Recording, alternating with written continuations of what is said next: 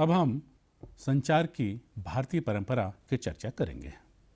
दरअसल भारत का वैदिक साहित्य, जो संस्कृति, सभ्यता और नैतिक आचरण का शाश्वत धरोहर है, पूरी तरह से संचार जन्य संचरण परंपरा पर आधारित है। वह सदियों तक एक पीढ़ी से दूसरी पीढ़ी तक मौखिक एवं वाचिक परंपरा से जीवंत व सार्थक बना रहा। वेद, पुराण और मनुस्मृति इस परंपरा में भारतीय संस्कृति के धरोहर हैं, जिसे संचार ने अपनी शक्ति व क्षमता से करोड़ों लोगों तक न सिर्फ पहुंचाया है, बल्कि लोगों में बिना पढ़े भी उनकी सार्थक समझ विकसित की है। इस परंपरा का प्राचीनतम स्वरूप सम्राट अशोक के शिलालेखों में दृष्टिगत होता है। सम्राट अशोक ने ब्राह्मी और खरौष्ठी लिपि में अपने स्तंभ लेखों, गुहा लेखों और लघु शिलालेखों में जनता के साथ अपनी आज्ञाएं खुदवाई और उनका पालन करना आवश्यक बताया। उनके द्वारा जनता के नाम आज्ञाओं का प्रसारण विश्व का प्राचीनतम लिखित संप्रेषणीय साक्ष्य है। भारतीय संस्कृति के प्रचार प्रसार में संचार माध्यमों की महत्वपूर्ण भूमिका रही है, उस पर चर्चा किया जाना भी आवश्यक है। संवाद की हमारी पूर्वज परंपराओं ने अपनी विरासत में हमें इतना कुछ दिया है कि हम उनके ऋण से मुक्त नहीं हो सकेंगे। ज्ञान, विज्ञान, संस्कृति, कला और उदात्त दर्शन की सामाजिक परंपराएं हमारी अतुलनीय धरोहर हैं।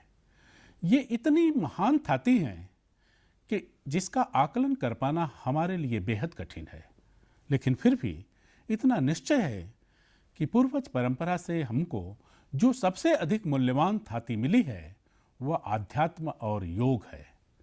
वस्तुतः योग आध्यात्मिक चेतना के जागरण का एक सशक्त माध्यम है, जो हमें मन, चित्त, विचार, भाव, प्राण और आत्मा की शुद्धि के द्वारा परम तत्व से जोड़ता है।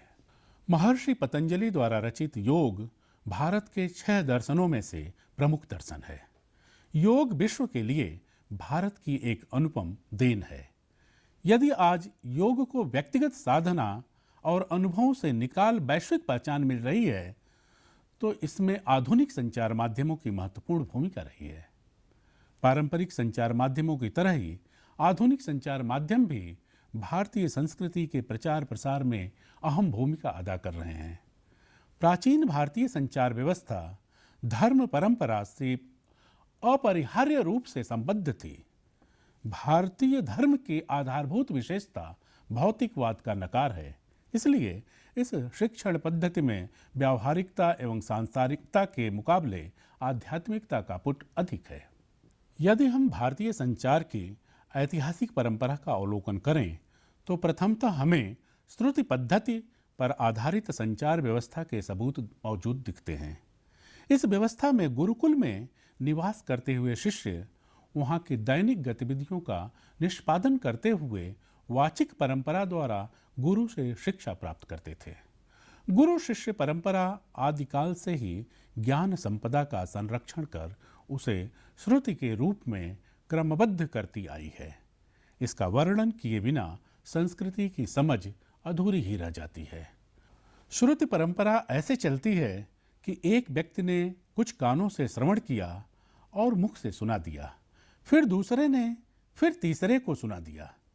वैसे ही जैसे सदियों से संचित ज्ञान को गुरु से शिष्य सुनता है, नानी से दोहिती सुनती है, बाबा से पोता सुनता है, वस्तुतः वाचिक परंपरा कोई छोटी मोटी बात नहीं है।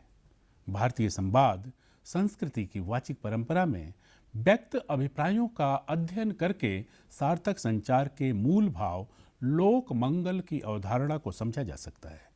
लोकमानस में व्यक्त अभिप्रायों को उनके संदर्भों से जोड़कर लोक में प्रस्तुत करने से संचार का उद्देश्य स्पष्ट हो जाता है।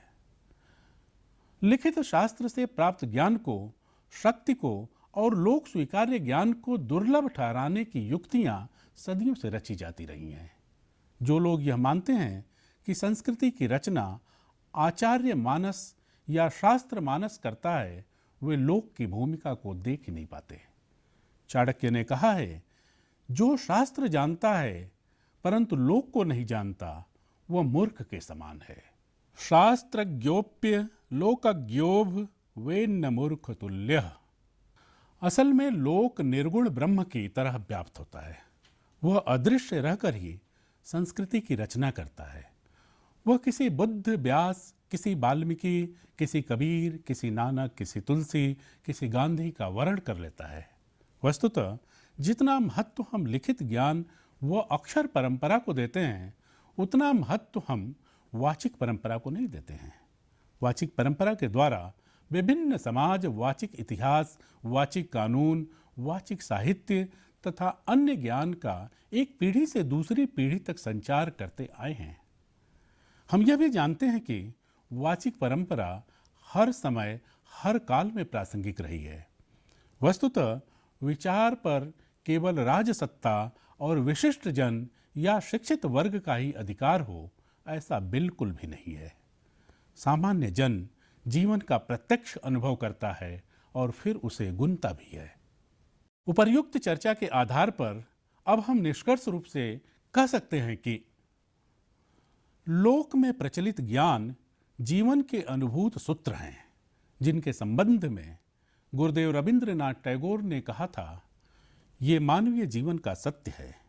लोक ज्ञान की थाती तो लोक जीवन में हर समय जागृत रहती है। यह लोक मानस को दिशा बोध कराती है।